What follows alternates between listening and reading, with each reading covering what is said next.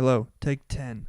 Because each time I keep doing this, I keep calling our guest Kayla Hale instead of Kayla Atkinson, which is her name. We talk about her name and how, getting used to a new name when you're married. And we also talk about her very impressive Olympic trials qualifying debut marathon that she ran.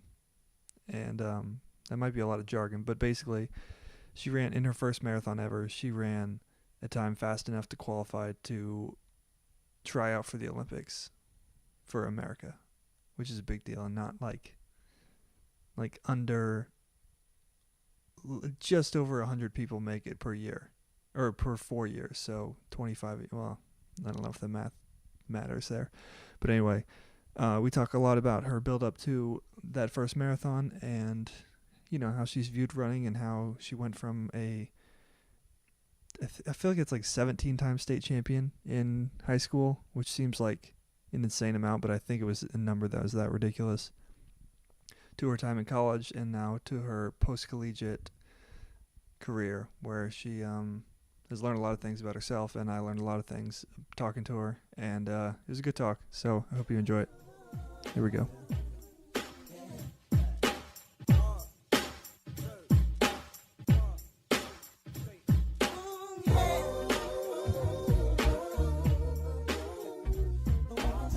Talking to the mic, see how it sounds. Hello.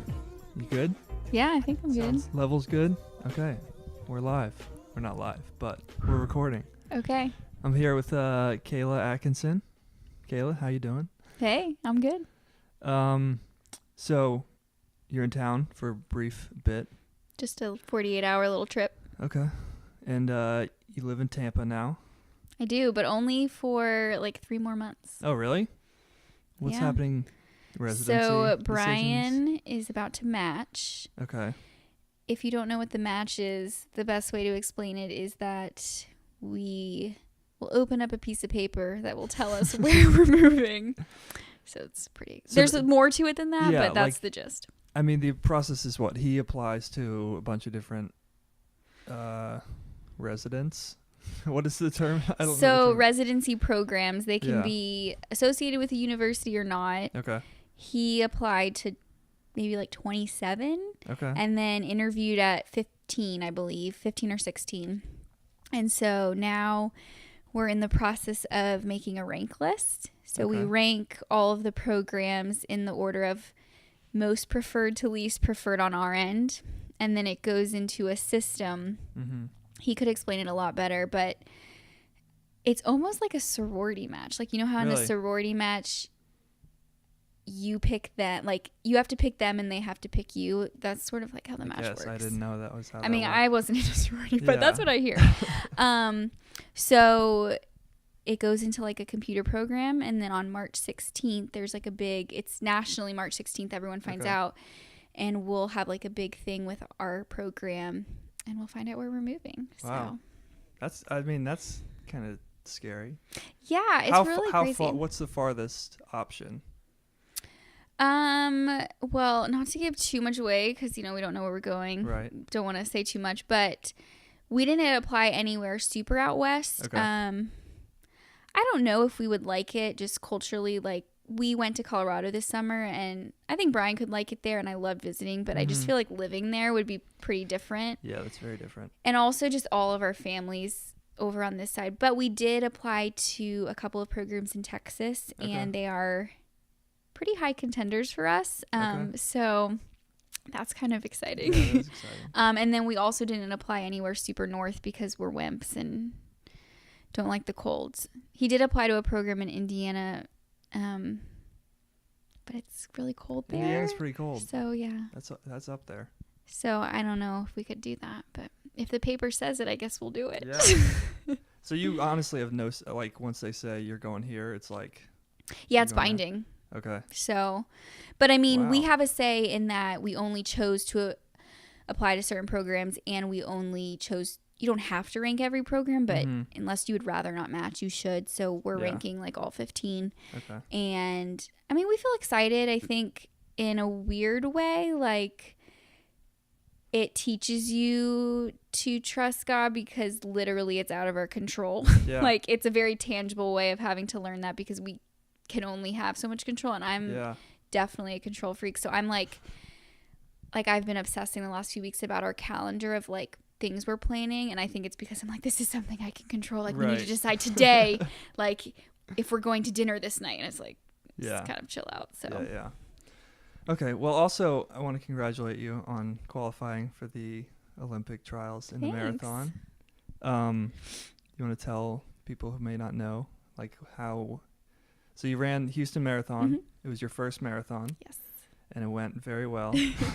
Yes, I was happy. Yeah. So you ran 2:43... 2:41:50. Oh. Okay, the goal... Because I remember 2:43 was the number. Okay, so 2:43 used to be the standard, but they actually changed it to 2:45. Okay. So that was kind of the goal going in, was to get the time. Mm-hmm. And yeah, it went really well because I ran 2:41:50. So exactly the standard would be 6:17 pace. Okay. My pace ended up being like average 6:10. Okay. Which is weird in a marathon because normally I think like a few seconds per mile doesn't feel like a lot, but it's weird when you're running 26.2 because 26. Which is a little scary when you're thinking about training because, you know, usually in a workout, if you're a second off, you're not that worried about it. But then you're like, but if I was a second off every mile, that's a pretty big difference. So yeah, but you were like almost 10 seconds under every mile. Yeah, which could also be scary. I don't think that was necessarily the plan. Yeah, I actually want to hear about the race because I didn't. Yeah. So you were paced by Dina Castor. Yeah. How's that? Amazing. So for people who don't know, Dina Castor is the American record holder in the marathon, and it was cool. She actually was the American record for the half marathon until that race. So it was kind of cool. I was running with her when her half marathon record was broken because Molly Huddle broke it in Houston. Yeah. I did not think we were going to have a pacer. I kind of hoped that there would at least be a group because you got to think there's going to be some people going for a time like that just because it has a meaning behind it to qualify. And then I think about a week before we got... And you were in like the elite field, right? Yeah. So Brian's really good at this. Like, he was my coach, first of all, and I'm sure we can talk about that, but he had, emails and kind of finds out about races. And so Houston treats their athletes amazing. Like, we are definitely on the bottom of the totem pole as the like elite. And I'm not saying that to be like, oh, we're no good, but I mean, there's like full-time professional runners. I mean, like the half. Yeah, most people in it, I'd say. Yeah, like Molly Huddle is there. We're not. No one knows who we are. Like we are laughing because like our outfits are like multiple companies like the same outfit, and that's funny. But they treat you so well. Like, stay at a hotel, and at like in downtown Houston, they feed you. So Brian just says, "Hey, we are these people. We've run this, this, and this, and we think we should." Yeah, so we did it last year, and it helps. I can't remember if he was. I did the half last year, and I don't think he was actually still running for Skechers last year, but he had run the trials, so he kind of made running resumes for us, and he pitched, I guess, to them, and so they were able to give us some funding. I think we paid for our hotel or got a discount on the hotel. Like, they're not paying us to come by any means, but they said that we could be in the elite field. I mean, they even have like, they bus you to the start and there's like a climate control tent. It's like very legit. When you finish, there's someone that is assigned to you and escorts you up back to the hotel to like the hospitality. So it's like you get treated very well. And so we had a great time last year. So when we decided to do it again, he emailed and he like played me up. Like, he was like, said I had a breakthrough race and that I was going to be debuting in the marathon. I was kind of laughing at him. Aren't those kind of facts though? So, I mean, sort of facts, but it just seemed like, okay, you're kind of at the time. Now I've kind of. Well, it's just like self-marketing. It's like. It works though. Like, and I got to get in the hotel. I got to get in the elite field. So you got to. Yeah, he's good at it. I would not be. I'd be like, you probably don't want me. Yeah. But it worked. This is actually kind of funny because he did that. And they came back and said, what we can do, which is basically like you can be in the elite field, but they said, well, we'll pay for Kayla's room. If you want to stay with her, you can pay your half. Oh, wow. So I was giving him a hard time for that. Wait. Even though he was the one that ran the trial, so Yeah, I don't know how that happened. Maybe they. I think just probably there was more people. Men? Like they probably only have so much. Oh, okay, yeah. So, or maybe they were excited Also, about my debut. I don't know. Maybe they were like, wait, these people are married. Like, yeah. Obviously, we can probably just give them half. Yeah, exactly. So. Yeah, that's but funny. I kind of like to make fun of him for that. Yeah, that's funny. So the race is, how long was it? Like, was it on the calendar like a year in advance or like 6 months or?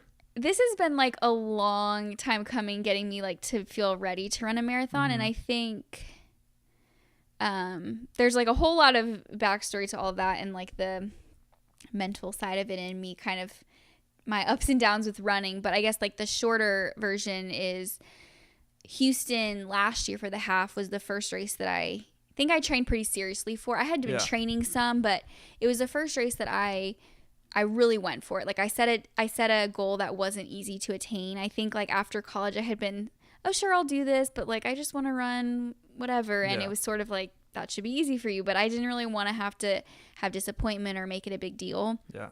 So the Houston half, I like trained seriously. And I set a goal that I thought would be hard to attain, and then which was what? So I wanted to run 5:50 pace for the half, okay. And I think my Houston I ended up running like 5:51 pace. I ran 1:16:56, I think. So it was a really good race, and so it was really fun. And I think I kind of got back into enjoying it and learned a lot. And so then I think I started to be like, okay, maybe I'm ready. And it was just honestly the perfect time. Brian has a lot of time this year because he's a fourth year, and so we could really do it together. Obviously, we don't run all the like workouts together, but at the same time, and it just was something that we could do together. He's like writing my training. Yeah. There's more flexibility in our life, and I just like thoroughly enjoyed it. So I'd say like we said, I think this is the year I'm going to do a marathon, and then we were talking about which one, and then probably by spring we said like, okay, it's gonna be Houston. Yeah. But it still wasn't until like, you know, that 3 or 4 months before when you're really preparing was like, okay, this is real. I have to run a marathon now. Like, yeah. So wait, this is pretty random, but did the floods factor into like your decision? I mean, was it like, should we do this or like? No, we had already decided at that point, but it had been something that I had been feeling really strongly that I wanted to do something like bigger with running. Yeah. And had been talking to Brian a lot about really wanting to do a fundraiser to spread awareness. And we had actually been looking into a lot of different things that the organization Samaritan's Purse does and really like focusing on some international things that we felt passionate about.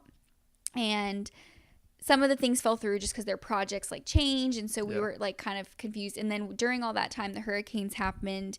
And so when we were looking more into like, where does Samaritan's Purse need money? Obviously the hurricanes came up and it just felt really fitting since we were going to Houston that it was kind of a cool thing to get to like go to a place that was so badly affected. And then obviously it's like, yeah, I hope, you know, they're recovered enough to have the race. Yeah. And we didn't get to explore much of Houston, so I'm sure there's still so much devastation because we know from talking to people at Samaritan's Purse that the rebuilding projects are going to be years long. But like as far as like the course and stuff, we didn't notice. It would have been awesome if we had had more time to kind of see how they're doing. But yeah, that would be cool. So you signed up for the race. You're training. I mean, it's a marathon. It's like it's double the longest race you've ever done. Yeah. And are you training more than ever? Like, what was your mileage like? I'm gonna just go for like full on running nerd like stats. So yes, and it seems like you're getting at like, was it terrifying? Yes. In a weird way, I felt like it shouldn't be because I know so many people that have run marathons, and not at all to take away from other people who run marathons, but I'm like, I feel like if, you know, they did it, I should be able to do it. But I think I was just like, I'm committing to like racing this. Yeah, and that's a different level. There's so many factors that have never come up before, fueling and mileage and stuff. And so it was super fun. Like, and I've been super like, I don't know what the right word is, but just kind of like not overrunning, but it's taken me a while to get back to a love since college. And so I was almost like surprised at like how how it was, that I enjoyed it so much. And what do you think it was? The workouts, I think it was, and this is like maybe deeper than you think it was, but so, you know, high school was a really good time for me running wise and successful, and then college was really a struggle in a lot of ways. And I think I left college just being like, I love to run, but I don't feel like I feel that love. And I took a year and didn't race at all. I just trained and fell in love with running, and then enjoyed it. But I think that my mindset was always sort of like, I'm competitive, and because I had had all this failure, that to me, I didn't live up to a lot of expectation that I put, and that maybe I felt other people put in college. I think that the idea of running was more like, oh, I hope I don't fail, not like I really want to do well. And I think some of the mind shift has been just like age and maturity, and like that realization that when you're 15, it's kind of hard to have a realization of like, oh, people don't actually care that much. Like, not in a mean way, but like, no one's going to lose sleep if I run bad. At 15, I'm like, oh my gosh, what are they going to think? At 26, I'm like, yeah, they don't care. You know, like, they're excited for me. Well, there's also like, it's a team sport. So there's the reality that like, there's pressure from people around you to like do well. And for sure. So I think now it's like this is like a hobby. Like, we are not like, like people are like excited that you're doing well, but like you could have run 10 minutes slower and most people would be like, oh, Kayla did great. Like, people don't really, So I think that is huge. I mean, that's like such a weight off. And then I think a lot of it is a lot of growth that's happened in me personally, with just kind of like the place that running holds in my life. And I talk like somewhat openly about a lot of like the struggles that I dealt with in college, and just like, you may relate to this, because when I talk to Brian about his experience in college running versus mine, it's like, in some ways I had an amazing experience and like so many good memories, and I would do it again because I always wanted to, but like I left being like, there's some things I need to work through, and he left being like he misses it so much, and it was the greatest 4 years of his life. I don't know where I'd put myself. I'm somewhere definitely somewhere in the middle. Maybe probably closer to yours. It was a great 4 years. It was 4.5 really, and like, the friendships you make and like all that stuff is great. But the running specific stuff, like I definitely had goals that I didn't quite achieve. That I don't know. It doesn't like I was never like too upset like with my running. I was just like, man, I really thought that would go better. This is probably what it comes down to. And now I'm in a weird place where I am still deciding if I want to run. Like 1 week I'll like have a good week of running, and then like be like, okay, we're going to the trials. Like I haven't. And my like goals, I think the cool thing is like, that's fine. Like no one, like again, no one cares. Like that's the most empowering thing. No one cares. It is weird that that's empowering, but and really I think it is weirdly empowering. I mean, for me, I don't know how to explain it in a more blunt way than say like, I'm in counseling now, and it's partially because of like my college experience. Like that's kind of extreme, and it's not like, that's not fair. I don't blame anyone, but it's well known that like college running, especially for females, is a really like tumultuous environment. And I think that's one thing that like, it's definitely more difficult for girls. I don't know why that is, but like, it's hard to pinpoint. And the older I get, the less I'm like blamey about it, because I realize like it's so nuanced and it's so hard. But I guess, and like, we'll get back to Houston, but I guess we're like going off like the deep rabbit trail. But to be like really like just vulnerable about it, like the best way I can explain to someone what it's like to be in that environment is, and this was very empowering for me when I could admit it, because you have to understand that for people that aren't in this, that you're in kind of like a micro world of everyone around you is also like obsessed with running, or obsessed with how skinny they are, or obsessed with how fast they are, and maybe if they get skinny, they'll get faster, and things that don't seem normal in the real world and aren't seem normal when that's all you're around. Very like normal. I could tell someone, I don't know if I'm allowed to say period on the podcast, but I could tell someone like, you know, oh, well, like I felt like if I got my period, I was not fit, and people be like, that's the dumbest thing ever, because this is like a natural thing, and like how you have but in the world I was in, like everyone else would probably nod their head like they felt that way too. So like it's a very like nuanced world. And the best way that I could always explain how I felt, and again, like this isn't like specific to Duke, it's not like, oh, because I mean I think the Duke team, like this is everywhere, and I had also people that helped me too, so not to say bash anything about them, but I always knew, and it's like by the grace of God, that I always knew that it was not okay to like restrict or to purge or to, you know, have an eating disorder. But the most honest thing I could say about how I felt is that I truly never wanted to have an eating disorder, but I would have liked someone to think that maybe I did have one.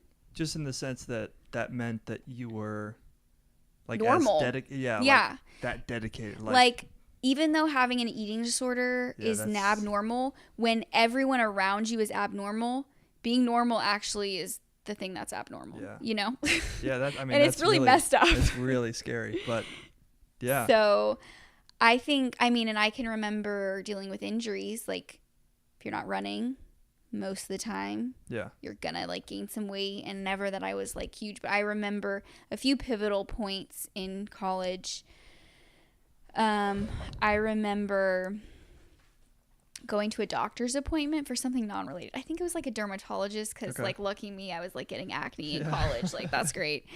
And they weighed you, which why does a dermatologist need to know your weight? I don't know, but they did, and they told me my weight. And I remember sitting in the waiting room waiting for the dermatologist to come in, just like sobbing. Really? And then this doctor's coming, is like, your acne's not that bad. I'm like, no, it's not about. And I mean, that makes me so sad now, because, and it was, I mean, to this day it was probably like the high, probably, I don't really weigh, honestly, like since then, it's been until like very recently that I've ever weighed myself, because it was so triggering to me. But I, like, that's so sad that affected me so much, but it was just like, I think, such a struggle, and to me I was feeling so insecure about it, and then like hearing a number was like the kind of confirmation of what I feared, you know.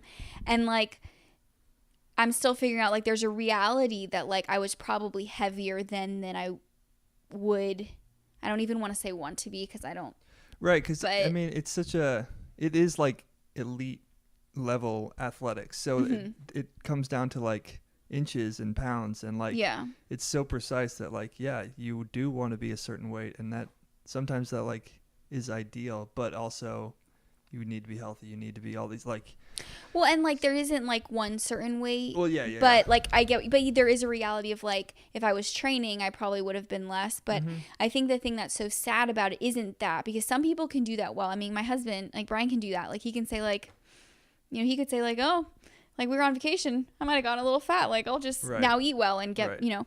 But for me, it was tied to like my worth. It was tied to like, I am not as good of a person. Like I don't, like that was sort of my obsession. Like, so it's like, and it's a very weird thing. I think it took me a long time until, I guess the last year has been really when I've like said, I'm pursuing this, maybe 2 years, like growth and healing in that, before I think I identified it was a real problem. And I think the reason is because like, well, and especially like in my career, like I'm a social worker and I learned all the diagnoses and stuff, like, well, I don't have an eating disorder, I don't fit a criteria, I don't, you know, I don't have, you know, ABCD, but it becomes like an obsession of food, of should I eat this, can I eat this, what are they eating, like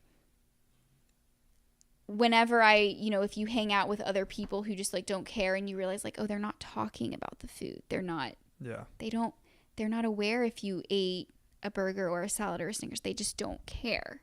And I was like, what? So it's just, I mean, living with Brian's probably helped with that too, because he's like the most normal, stable help with that. So, yeah, I Brian's think a pretty stable guy. Yeah, I'd say that's one of his key characteristics. So I mean, all of that, like, there's so much to that that's like, it's like impossible probably to explain it all. But I guess all that to say is that this year I've really said, like, in line with like my faith and just growth, kind of bringing that out of darkness and saying, like, this is not normal. It's not normal that I think these things. It's not normal that I'm literally like contemplating like calling my doctor and seeing if I can move my appointment a couple weeks back, because I'm nervous that when I go to the doctor they're going to weigh me, and if I just had a couple more weeks maybe I'd feel more confident in my weight, and it's like really kind of embarrassing. But I think the reason I'm like, I think it's good to just give examples is because it's like that's like to the point.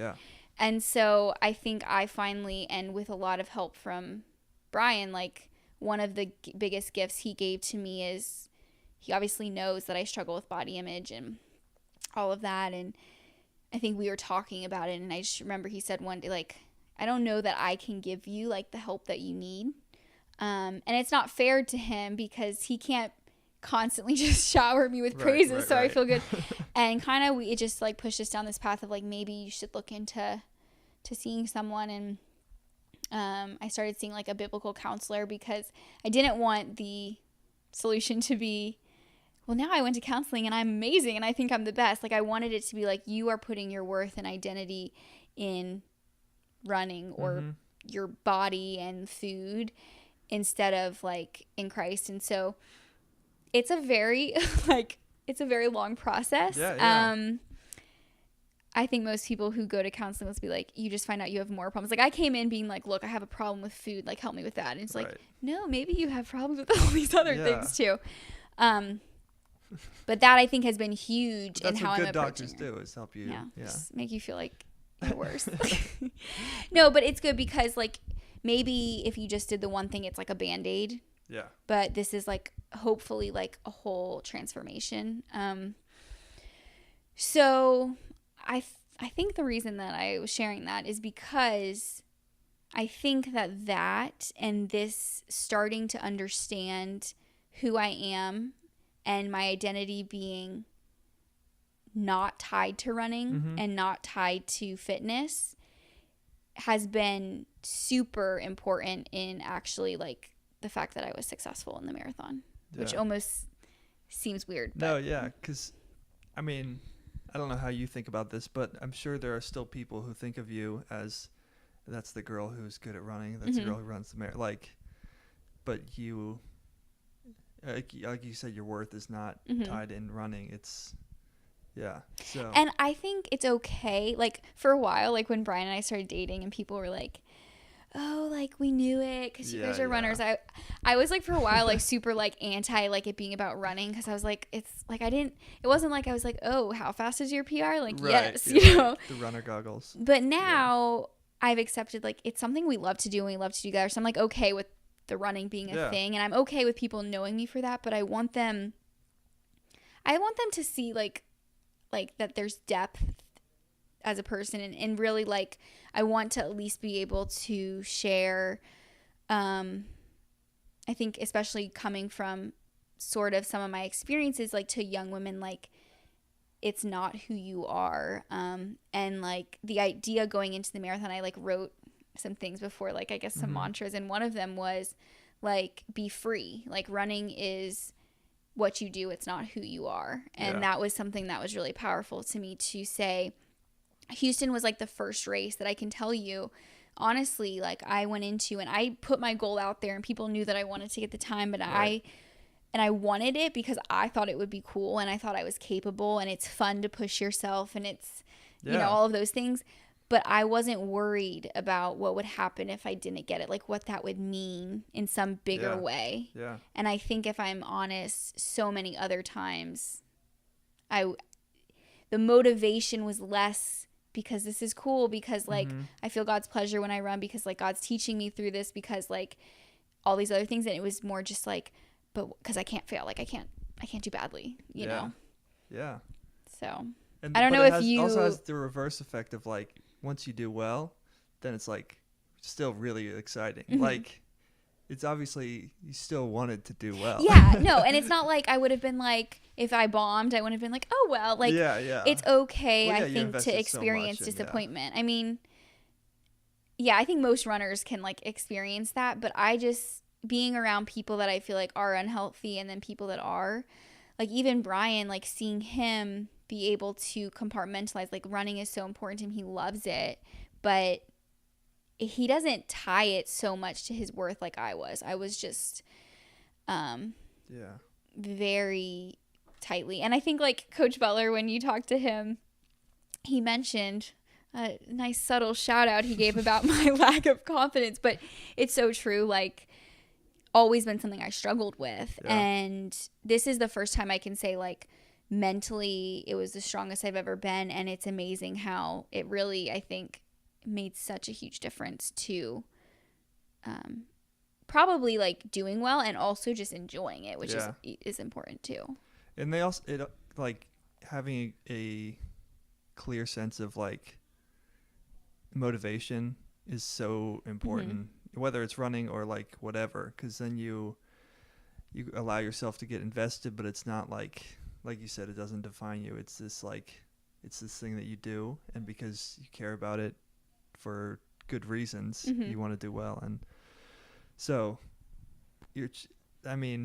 this kind of happened after college, obviously, and you're training hard. So what does your hard training look like? Okay, so now we'll go back to the running nerdish things. Okay, we're gonna go off the like clunky. Kayla, like, you know, having like a counseling session. No, but so running stuff. Okay, so I got to all that place.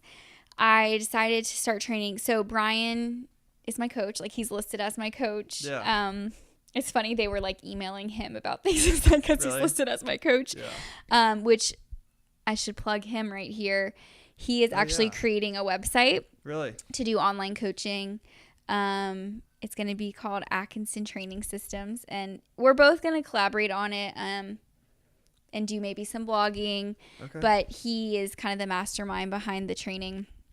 And obviously, like, I'm married to him, so it's probably impossible to be unbiased, but he is really one of the most knowledgeable people I know about training. He reads, he studies, and I mean, I am a witness, like, his training works. So I'm really excited about it. I think like he has a lot to offer.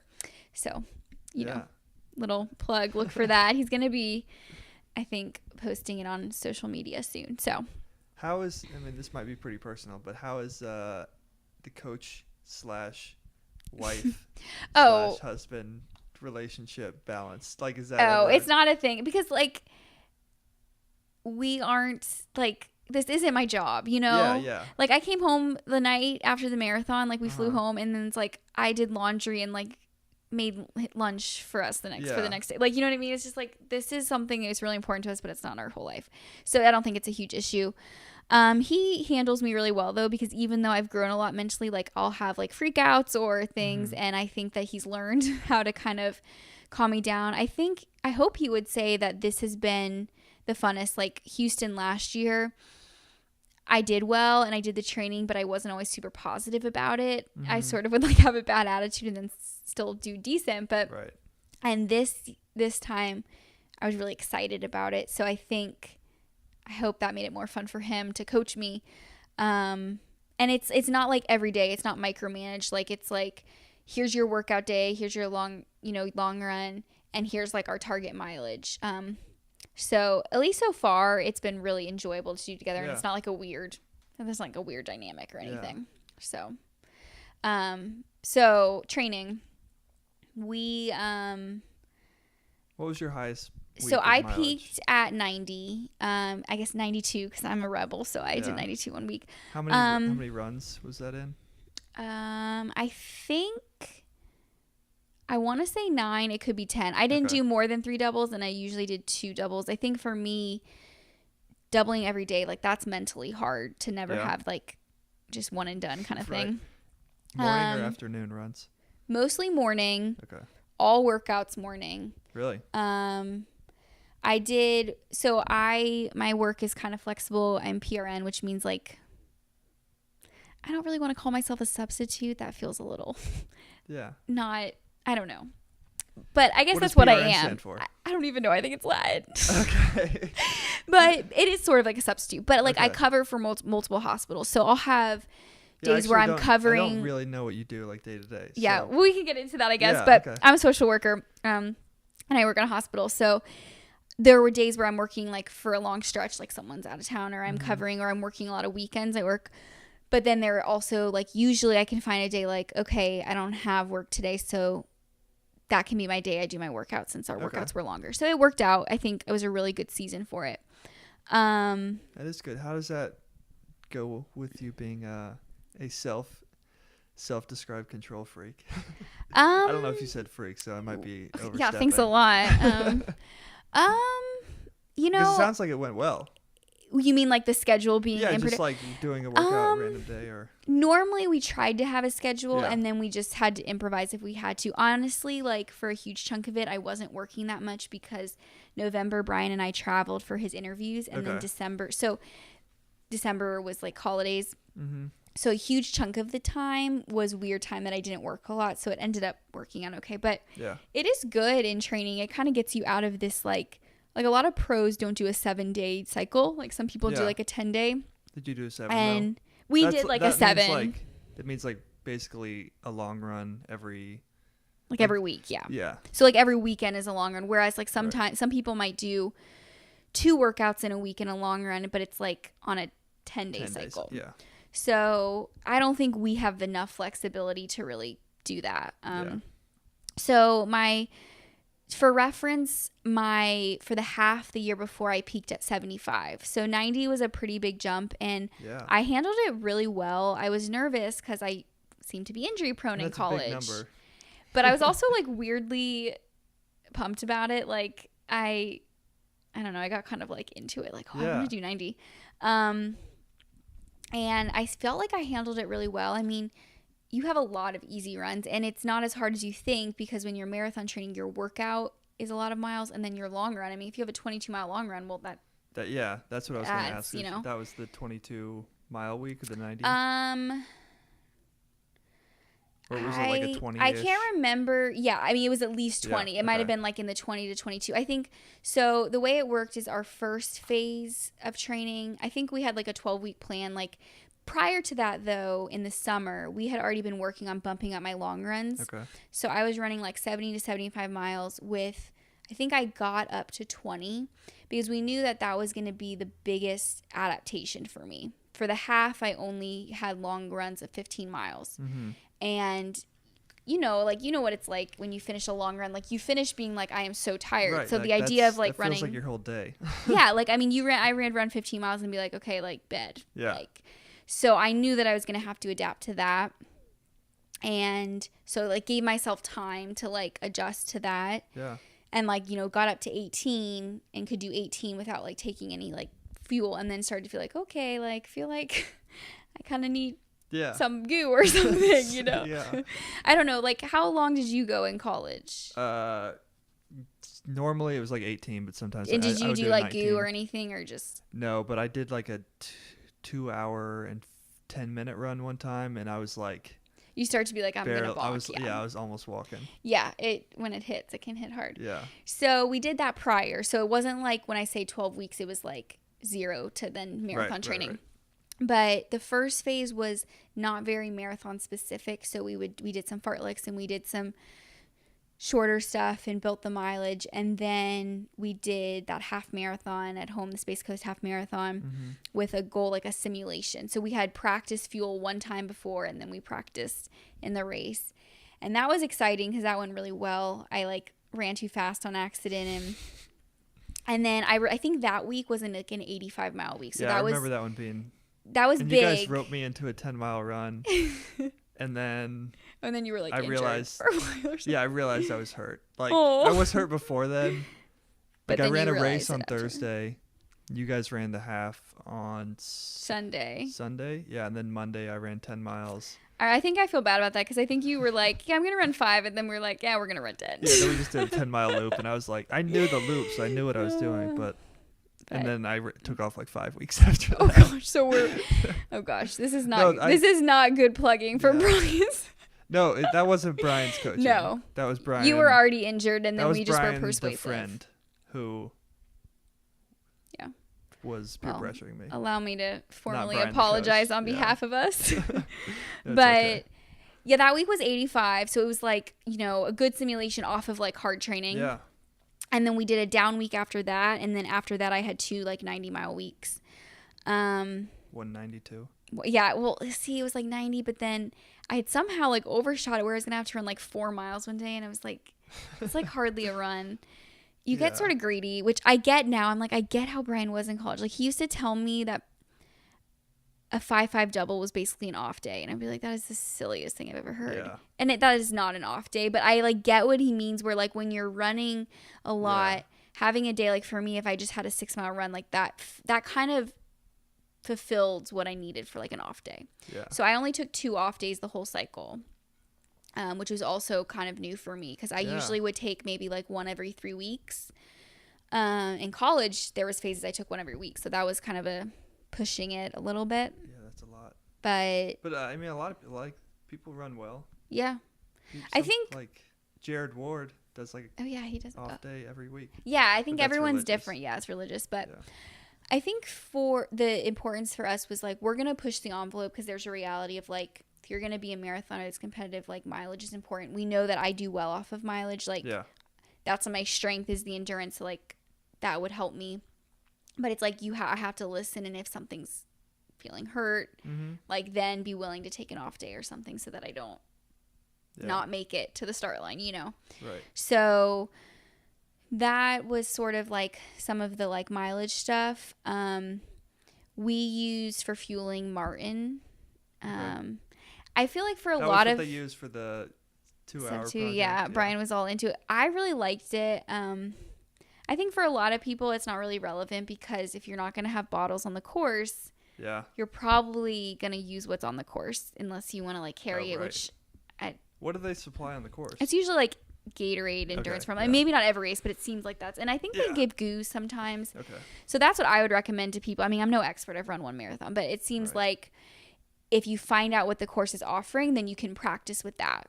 Yeah. But we used Martin, and I think that was key is we practiced a lot because you're like technique of like drinking. Yeah, like drinking while running, grabbing it. I mean, I failed miserably in the race at grabbing it. I mean, I think the last water stop, I literally like pretty much stopped and grabbed with 2 hands. Really? But something to work on. But the drinking while running didn't end up being a problem. Really? So we had the bottles what do you do, like we squirt used. Bottles? So this is kind of weird. Our friend Joey, shout out to Joey Elsker. Yeah. Who you know. Yeah, but Joey's mad at me right now. Oh, Joey. No, it's 100% my fault. Oh, what'd you do? I'm supposed to make a logo that I haven't made for him. Oh man. Because he's got this race up in Nashville. It's actually his girlfriend's race. Yeah, it's a long story. We don't have to get into that. Joey, we'll get on him. He's gonna make the logo. Graphic design work. Daniel's gonna get on it, guys. Don't worry. But anyways, Joey, sorry to bring up sore subjects. He told us about that he uses bottles for it's a children's drink. It's called Tummy Yummy. Okay. It's a terrible children's drink. No one should let their children drink this. It's like just high fructose corn syrup and dye. Like it are like the main ingredients. Why? Because it's yummy. Kids I don't drink know. it. It says tummy, and like instead of TUMMY, it's like TUMM-E. So you would think it's like vitamin E, but there's no vitamin E. So I don't understand. That's marketing right there. But the bottles are small. They're like small squirt bottles. Okay. And so you can kind of open the cap and close it, which is good. So when you run for a while, you can like close it so it's not flying out. Because that's what I learned. You don't just like chug. You kind of go for a while. Bit, So we tried to find those. We couldn't find them anywhere. Like we were traveling for residency interviews. So every place we went, I was like looking. And then one day I was about to pick Brian up from his interview, and I went to get gas, and I went in to get a water, and they had Tummy Yummy at this gas station. I was like, I have to buy all of them. So I bought a bunch, and we tried it out, and we liked the bottles. Did they congratulate you on your upcoming kid. Yeah, I think they're So, probably like, like, what are you you are the doing? only person that has ever Yeah. bought Tummy Yummy. But it gets worse because then we needed more bottles. So like the week before the race, I like bought like 8 at the gas station. I'm like, just, it's fine. Yeah. But we only could find them at gas stations. The only place we could find them. And interestingly, in different like areas, it's the same drink in the same bottle, but it has different names. Weird. So like it's Tummy Yummy, and then the gas station by us has it, but it's called Bug Juice. That sounds way worse than Tummy Yummy.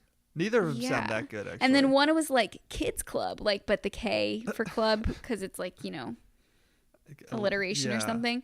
But that's strange. we just bought them, poured out the drink, and then put in like the Martin mix. Right. So is it tasty? it's not like soup. It's pretty mild, but it was good. It was like it doesn't taste bad. Like I remember at running camp, like that Accelerate and stuff that had horrible aftertaste. Yeah. This is, well, Accelerate's never going to sponsor me now. But yeah, I mean, we can talk about that after the story. But I think I liked it. I mean, I liked it because I had no GI issues. I mean, I never experienced in the marathon or in like the workouts a huge dip. Like I never experienced like a wall moment. Right. So I was kind of expecting like you feel really bad and then you take this drink and then it's like, whoa. Yeah. Instead, it felt kind of even, which I think is probably ideal because you take a bottle like every 3 miles. It's not like at mile 3, you're like, I need it, right. But you just are getting it in. But it didn't bother my stomach. Like there's a feeling of like, I don't really want more, but it didn't cause any issues. So it was a win for me. It's definitely what I think I would use moving forward. Some people like the goos and stuff. That's just a lot of work. And when I did it one time, you felt like you needed so much water because it was so thick. Yeah. Yeah, I mean, haven't done any of this stuff, but I can't imagine goo would be good. Yeah, I mean, and some people like put the goo in liquid and I don't know. Everyone's different. I mean, this is sort of the fun thing of the marathon. Like, this is probably very dramatic, but it almost felt like an art.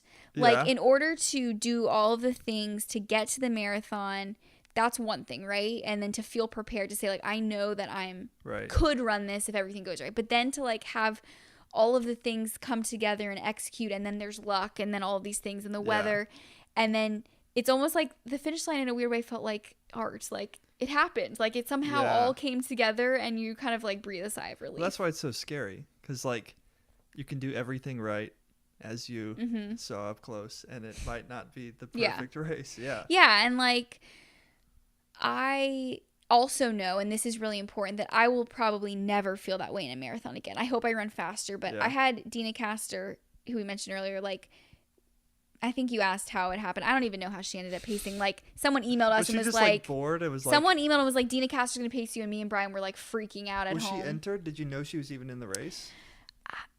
I don't think so. I don't even know. But I mean, and when I say like Dina Castor pace, it sounds like maybe like, oh, that's cool, like 20 people. It was like me and 3 girls and Dina Castor. Like it was like a very intimate, and I was like, whatever Dina Castor says, I'm gonna do, because and it just lined up like with your goals. Well, she was going for the standard. Okay. So she was gonna run 6:15 pace, which was my goal. We decided 6:15 pace.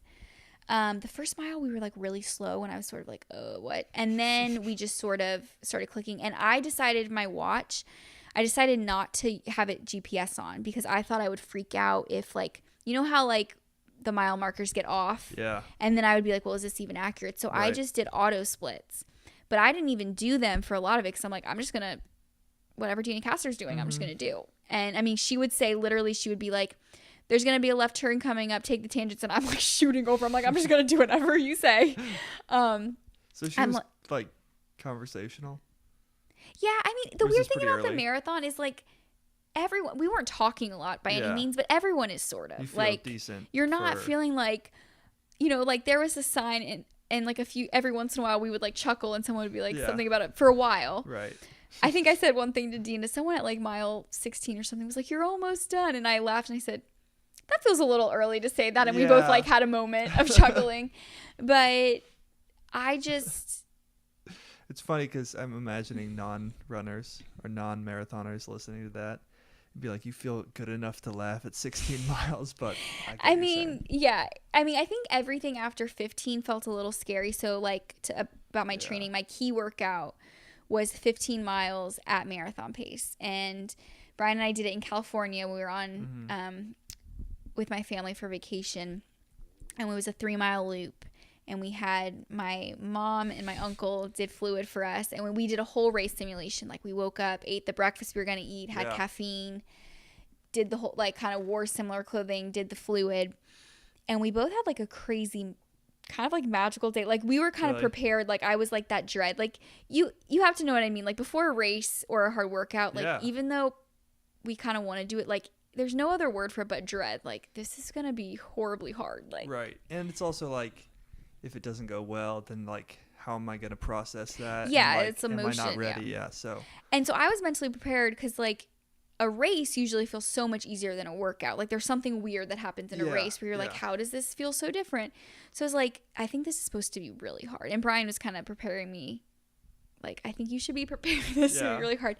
And then we both just had amazing days. And I ran 15 miles at 6:08 average. And I was like, okay. But like even good. Then, I mean, the last like 3 miles I was pushing, but I kept running. I was supposed to run 6:15 pace. I kept accidentally being fast. Right. So we still were like, even with all of that feedback, was still the plan was to run 6:15 pace. So everything after 15 in the race was sort of like, okay, I've never done this before. And then Dina dropped at 17, and I thought she was going to 20, so that was a little bit like, okay. And then I was getting splits and like was consistently like 6:10 or under, but felt good. And I think that my training now looking back indicated like 6:10 was around when I was hitting for a lot of things. And I think it was sort of just, I don't know, this might be terrible advice because it feels a little reckless, but you know, you're already that far where I'm like, okay, I'm hitting around 20, like maybe I'm going to hit a wall. Like I don't know what's going to happen, but you're either at that point where you're either going to like start to fall back or you're just going to go for it. And so I was like, well, okay. And so I just sort of, I wasn't running scared, but I think you just also know, like, I'm not even like in tune to as much to like pain. I'm just like, I got to keep making sure I don't fall off. Yeah. And so like there was a guy that I was running with for a little bit. He was really nice and kind of helping me, like, you know, helping pace or whatever. But although I don't even know if he knew what pace I was trying to run, but just we were together till around like 23. And then I was sort of by myself, but it was really cool. Like I've never had this experience of like when I got to like when I hit the 25-mile mark, I had no idea what my time was going to be, but I knew based on that time. You're like, if unless I just something, break yeah, 8 like or 9, unless something terrible happens. Yeah. So it was sort of fun to get to be running like the last like over half mile of the marathon is like a straightaway. It was kind of cool to just sort of like almost take it in, like it happened. Like I know it happened. And like almost like in a weird way, like it's like a smile of like, oh my gosh, I'm so excited. Oh my gosh, I'm almost done. Like I get to stop running. When was there a moment where you were like, I'm having a very good day? Like, I think I felt good at the start, and to kind of some context, I did not feel good the week of. Like I was. Because you think everything. It was the taper? The taper, I was like, oh my gosh, like I'm not fit anymore. Oh my gosh, I'm probably gaining weight because I'm not running. Literally, I mean, this is gonna make me sound crazy. I had the worst workout of my whole build up the week of the race. I was just supposed to do, I can't even remember, a 3-mile tempo, I think, at race pace. I was slow, and I've always been fast every workout. I was like, well, okay, so that's good. I was having a foot pain. I thought I was getting sick because everyone had the flu like at the hospital. So I was like, I need to go get zinc. Like I was like a complete head case. So I guess I have some more mental work still to do. But and then we went to the race and I was like, I don't think I ate the right things. Like I just feel weird. Like so I was like. Are you saying these things? Or are you like just thinking them? I said them to Brian. Poor Brian. Like Brian had to go to Publix with me and get zinc and like all these things. So he was kind of a saint during that. But I think once we got there, I started to feel more positive, and you know, I like sat down and wrote down my like mantras, and my in my head, it was mile 1 through 10. Like the focus was relax, like just don't be really thinking too far ahead, just be relaxed. I think that second part, mile like 11 through 20, like my kind of word was engage. Like it's enough in that you need to make sure you're like engaging in the pace, that you're not like all out pushing, but you're there. You're not like asleep. Right. And then like 21, 26, like compete. Like that's when it's like, okay. So that's sort of what I was thinking. And compete, does that mean beat the people around you, or does that mean like just find like keep digging? I think that more. I think more of like I didn't care what place I got. Right. I like, but yeah, I think. What place did you get? 'Cause 11th, I think. Okay. So. Yeah, that's awesome. But, so I wrote it. I wrote the words. Money? Yeah, but top 8, which like was significantly ahead of me. It wasn't in my reach, but that would have been cool. Now it's in your mind. Now it's in my mind, like I guess. 3 spots, I can do that. But I even wrote those words on my bottles, like around the course. But I don't know how I thought I was actually gonna read it. But yeah, the bottles. But it's weird. I've always thought like mantras and things were sort of like gimmicky. Like I listen to so many running podcasts and everyone talks about that, and I'm like, okay. Yeah. And I like so embraced it this year. I was all like, I don't know. I think like now that I'm learning mentally how important things are, I'm like, oh, that actually can be helpful. Yeah, I mean, it's you can just start thinking about other things, and I feel like a mantra is like, I don't know, just keeps like I don't really want to like say it constantly for 26 miles, but it's sort of like a focus. Like what I don't know. Like I don't know. Are you into mantras? Did you ever have any? No. It seems a little girly, but yeah, no, I had like this was a high school thing. I don't think I did in college. But it was like I would have like a thought that was like stick with this person. Yeah. Like that's like what you're zoned in. Don't lose to this person. Like it was like it was more fueled by anger, I would say, than like but it was like, or competition, I should probably say. But it was like But I mean, I think it is powerful, and I don't think I ever wanted to be like, until like I said that last bit where I was like, this is happening. Actually at mile 13, my hamstring started to like, I don't know if I'd say hurt, but like I felt like that tightness. 13? Yeah. And I remember I felt great, like aerobically, everything. And then I was like, what has happened? Like, and I actually like, Dina probably thought I was crazy because I like kind of said quietly to myself, like darn it, like multiple times. Cause I was trying to like figure out if I needed to run differently. I was worried because if I could totally run with it the way it was, but you know, when you feel like a muscle kind of point, and you're like, is it going to be fine or is it going to snap? Like, I don't know. Right. But I sort of was like, well, I mean, if it snaps, like, if it like pulls, I have to stop running. Otherwise, I'm just going to keep running. And it ended up kind of not getting worse. So I think there was a period in there where I was like, I think it's a possibility that my hamstring's going to pull and I'm not going to be able to finish. And like, there was that, but it was like, it wasn't like, oh, I'm defeated, because I was still running well. It was just like, oh, I hope this is okay. Right. And then I think once I got to that like 20 miles, it's like, okay, it seems like it's okay. So I would say probably, if I had to guess, I'd say like after 20, I felt like, okay, I'm running well. And I'm hitting off, but then that's still scary because you're like, this is like when the wall is looming. This looming shadow that like might attack at any step. Yeah. I actually, this is sort of funny. I had this thought in my head. Brian and I were like we're going to sleep the night before, and we stayed at a lot of hotels lately with interviews, and just whenever there's 2 beds, like if it's not a king bed and there's 2 queen beds, we just sleep. We each have our own bed. Yeah. So we're like each on our own side of the hotel room, and I said something like, this just has a weird feeling. I was like, what's that quote like from the movie of like, you're about to like go to battle, and he was just like tomorrow we dine in hell or something. I don't know what that's from. It's from something. And so like when I was approaching like 20 miles, 300, which I never saw, but yeah. But like when I was like getting to that 20 miles, like I was like thinking that in my head, like, okay, like it's coming. But so it wasn't as bad as I thought. But I think that like between the fact that I was paced, honestly, maybe that I didn't have another marathon to compare it to. So I wasn't like, oh, remember when that happened last time? Right. And just like the day, I mean, yeah, the weather was perfect. Yes, I was well prepared, but there is luck. And I don't expect that I'll ever feel that way again. And I think that's good that I don't expect it. It's not like a pessimistic thing. It's because my next marathon, I think if I expected it, I would be not prepared for like the pain or the hard part. And I would be not, that would be bad. So it's good to know like it may not feel that way next time. Yeah. Is there a next time scheduled? Tentatively, Like spring, or are you gonna wait? yeah, so I was sort of like weird about it. Like I was like, well, like I definitely want to try to make the trials, but that's in 2020. Like there's so much, and I still like it's really hard to say today. Like, well, absolutely. Like who knows what can happen in life, but tentatively, like yeah, like I plan to run it. And I had a good experience, and I want to keep running. Like I really, as much as like the first few days were just like excitement, Right. it's all you always can look. Okay, what could I do do differently? And I already have a list of like, okay, this is what we could improve. Yeah. And so we are gonna do Gate River 15K in March, just because it's local, like it's close, and we've always wanted to do it. Wait, where is that in Tampa? It's in Jacksonville. Oh, okay. But it's usually like the USA 15K championships. I have no idea what I can run for 15K. Wait, is it the USA champ? Okay. And I think it is always. I don't know what I can run.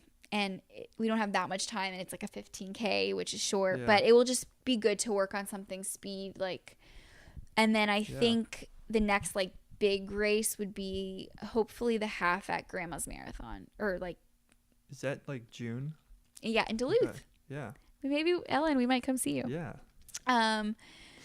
Brian wants to do the full there. Okay. Kind of give it another shot. It's like we've been once, and it's like a really good race and a really good time of year weather-wise. Yeah. So when was Houston? How many weeks ago was that? 3. Okay. 2. Okay. So sorry.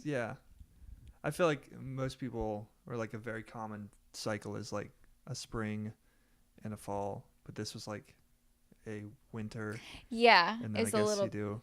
So he would do that mostly. Yes, timing it's fine, but mostly just because he's going to start intern year of residency. Oh, okay. I don't think I would be ready to want to do a full then. So I would do the half, and then I think we have not like even looked into it, but I think what I would be excited about is maybe doing Chicago would be my next full. Cool. And then if I'm still into it and everything continues, then maybe like Boston the next year, because like we qualified in like. Yeah. I'm thinking of those races. Well, I'm just saying, you're like, we can run it. It's like the things that are like, what are bucket list races that you want to be able to experience? Yeah. This time is like fleeting.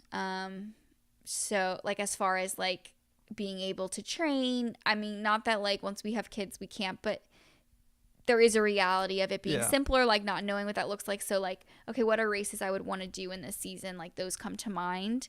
Mm-hmm. So obviously it depends on a lot of factors, but that's kind of like what we talked about. Yeah.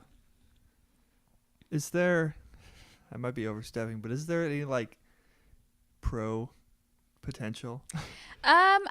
I'd say no. Brian might say something different. I think like no is the simple answer. This like in sponsor, this, weird, this like in the sense of like area. I'm not gonna make the Olympics, and that's not like weird to say. Like I'm not trying to make the Olympics. Like Brian and I were talking about the other day, like thinking about what is a time that you think could be in your realm of possibility, while also being like we would be like so ecstatic about it, and we were thinking about like, okay, what could that time be? And then laughing about like it's still like very far away from like what the people who are going to make the Olympics are running. Yeah. So as far as that goes, no. Wait, what's the time? Yeah.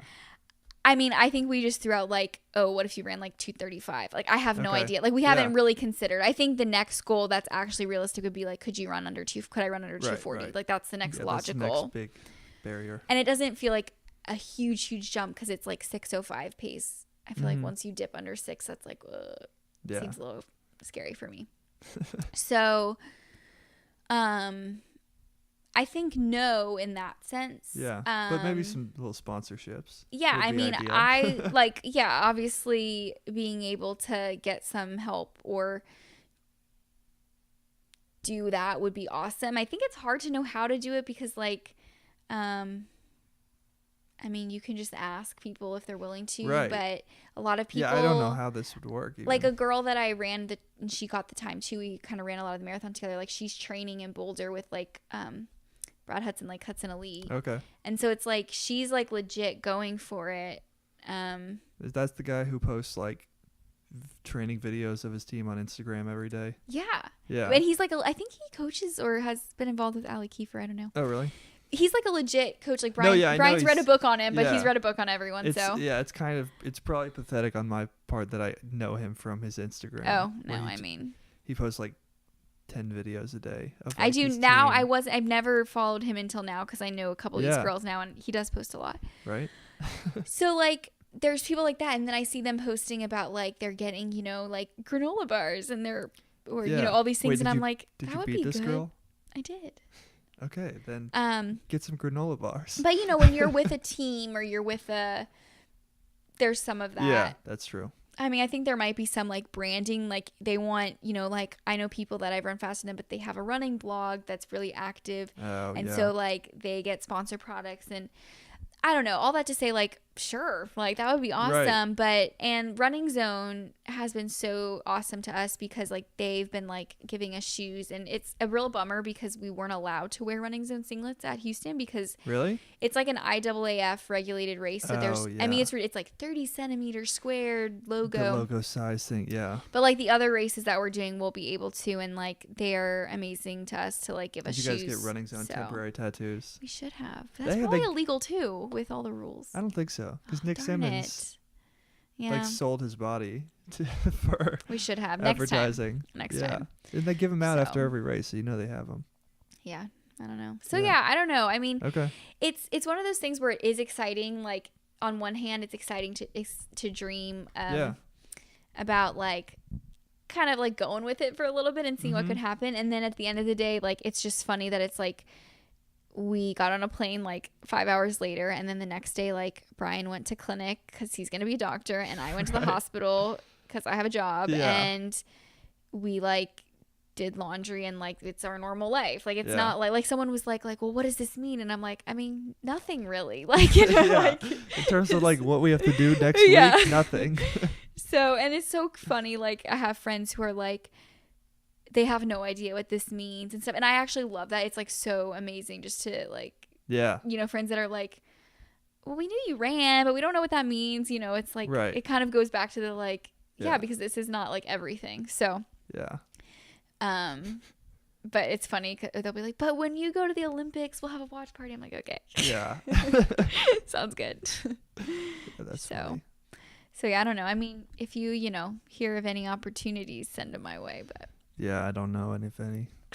Thanks. I did try making a running resume for myself when I was like Brian does it. Won a couple local races, but I was running like not fast. Didn't you seek some advice from Brian Atkinson? I did, yeah. And he's the one who told me about the running resume. Yeah, it's a thing, I guess. I don't know. And then as I was making it, I'm like, one, this isn't that impressive, and two, I'm not running these like I'm not even that good. But see, that's okay. This is terrible. But like I would get on Brian because he would be sending like our PRs, and he's like saying, Kayla's run 16:38 for the 5K. I'm like, that was my freshman year of college. Like, they better not be expecting me to run that. Right. And I like was making my running resume after running like 16:10 for a 5K. It was like, I have run faster than this, and I hope to, but I don't know. Say words like when you're doing something like, you know, debut and like things that get them excited. Right. Lots of potential. Or this podcast kind of gets some steam, and then it's like, oh, like Daniel Moore, you know, they'll just like let you in because you're an insider. That'd be great. I would love for this to be like if any runners are in the area, or I mean, obviously I want it to be open to anyone. But because of my it's like a passion of yours, so it's like fun to talk about. Exactly. But it's like cool. I think it's cool that you have like both, because it's like also, everyone has a speaking story. Of sponsorships. Do we have one? No, we don't. Oh. But if anyone wants to sponsor the podcast, the going rate is very, very low right now. You should totally sponsor. It's only getting higher. Because, you know, this seems like a perfect space right now. Like, instead of this, we could be like, you should, you know, try such and such. Yeah. I don't know who would sponsor. I feel like I could get a local sponsor if I got like a big name local celebrity. That was kind of my plan with the whole Spacetown thing, which I might be changing. Oh. Because now I don't care. You want to like expand and not just have to be just right. Space Coast Not people. that I'm super limited right now. I'm limited by like my connections, not my not the podcast poll. But I think I'm gonna change it to like Daniel Moore Internet Podcast or something like that, and then it won't be. I can have anyone on. That's They don't true. have to be from the area. But we'll highlight the people from the area too. 'Cause we do live in a pretty cool place. It is cool. Like to say. Yeah. But you would probably have a little bit more reach if you kind of could spread out. So I'm all for it. So if you have Dina Castor's number, she did like my Twitter post about her, but that's as far as we got. So I mean, you guys ran a marathon together. Yeah, but I don't know. Did she follow you? I don't think so. Yeah, that'd be a kind of a I did get some like followers. I mean, I don't really. I'm not like big on social media. Like I don't have like Brian and I joke because like he's like 20 people liked your post. Yeah. Like big day. Wait, on Twitter? No, Twitter. I was gonna say that's a big. Also, tweet. my Twitter handle is like antiquated because it's Who the Hail still. Oh. But I don't have anything better. That's a pretty good one. And I sort of got to keep the maiden name alive somewhere. So yeah. But I will say, my first instinct is Kayla Hale. I know, and then I know. Have to refresh my brain. brain. Also, because like Kayla ends in an A and Atkinson starts with an A, so it's sort of like Kayla Atkinson. It's a little. Yeah. Kayla Hale was a solid. Smooth. That was a solid name growing up, but it's weird because the people in Tampa, like I'm wearing a sweatshirt right now that says Hale from Duke, and you're like, oh, Hale, is that your maiden name? I'm like, yeah, but they don't know. Yeah, they never knew me as a Hale, so it feels a little weird. And I'm like Kayla Marie Atkinson. I'm not even Kayla Hale Atkinson. Wait, is that your name? Do you like? Is that like a document thing? Yeah, like you legally change your name. Yeah, and like a lot of people now make their maiden name, like just drop their middle name and make their maiden name their middle name. Right. So like Hale would be my middle name. But like growing up, does anyone keep both? You can't, but like Kayla Marie Hale Atkinson, that's a lot, Yeah, but how often are you gonna say it? Well, actually, I like sign every document at work, like full name. Kayla M. Oh, I say Kayla M. But I just for some reason think the middle initials. I don't know. I'm into it. But I don't know. I just decided like my mom always called me Kayla Marie growing up. I sort of had a connection to it, and I like am always a Hale just because it's not right. I just so yeah. That makes and Brian sense. didn't want to change it to Hale. He didn't want to be Brian Hale, so whatever. That actually was not a discussion, but yeah, that'd be really funny. I could see it happening in the future. Like super, like it's definitely gonna happen because we're like women power, which I'm all like for like women equality, of course. But I feel like at some point someone's gonna be like, well, why can't men change their name or something? But I was fine with changing my name. I know there's a chef I know who like hyphenated his last name and took his wife's. Whoa.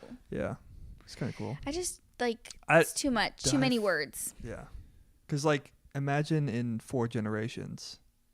Is it going to be like an 8-word hyphen? Oh, that's true. Or they have to like pick one. Yeah.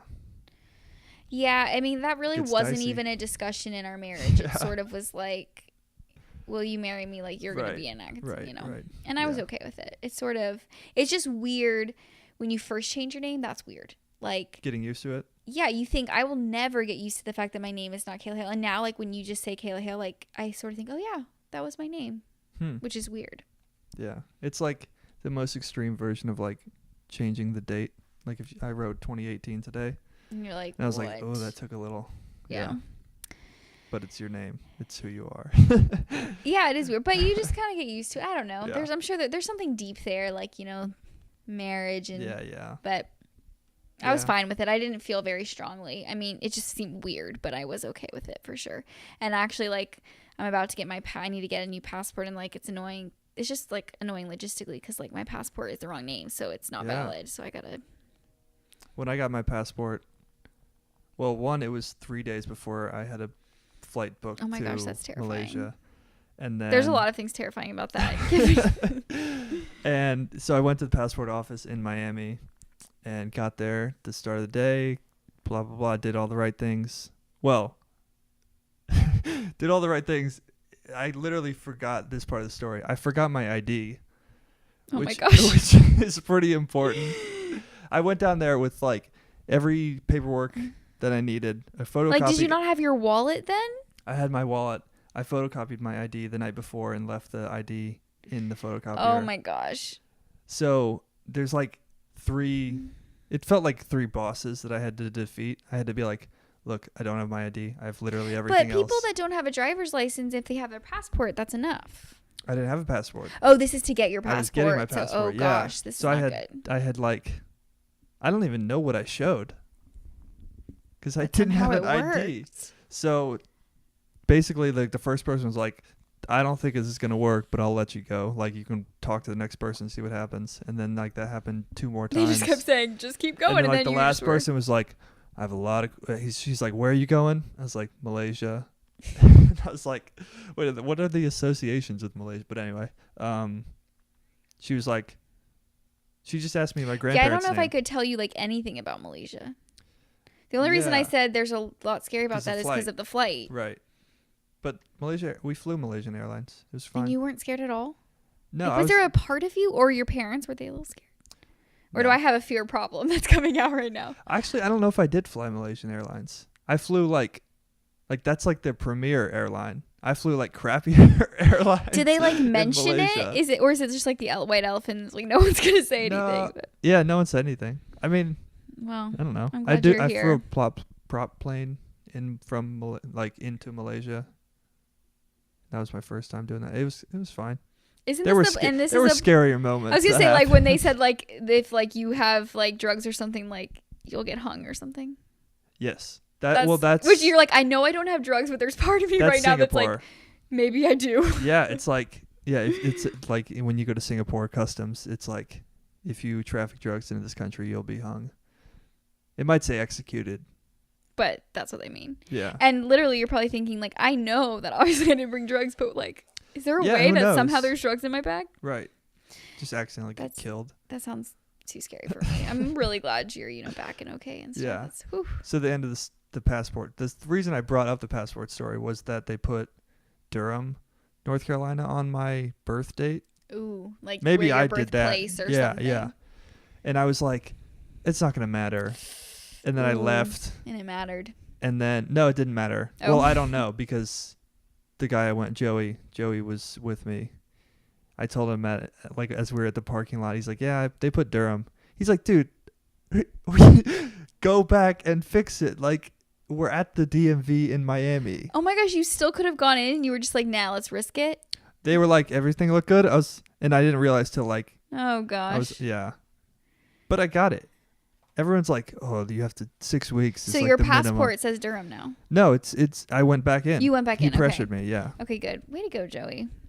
It would have been fine. I don't know. I mean, they don't have it like wouldn't a match database. your birth certificate.